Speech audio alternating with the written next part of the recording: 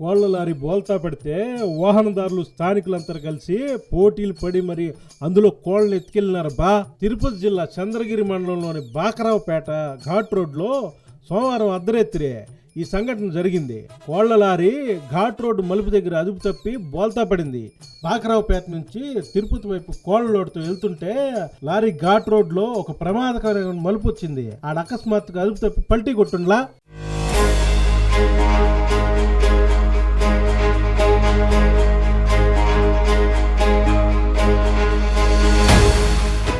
ఈ ప్రమాదం కారణంగా వందలాది కోళ్లు రోడ్డు మీద చెల్లా చెదురుగా పడిపోయింది. అర్ధరాత్రి సమయంలో ఈ ప్రమాదం జరగ్గా సమాచారం తెలుసుకున్న సమీప గ్రామాల ప్రజలు పెద్ద ఎత్తున చేరుకుని స్థానికులతో పాటు ఆ మార్గంలో వెళ్తున్న వాహనదారులు కూడా రోడ్డు మీద పడిపోయిన కోళ్లని ఎత్తుకెళ్లేందుకు పోటీలు పడ్డారు. దొరికిందే సందని అందినన్ని కోళ్లు సంచుల్లో వేసుకుని ఎత్తుకెళ్లారు.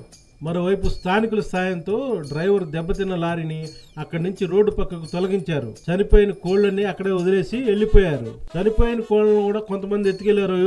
దీనికి సంబంధించిన దృశ్యాలు సోషల్ మీడియాలో వైరల్ అవుతుండలా.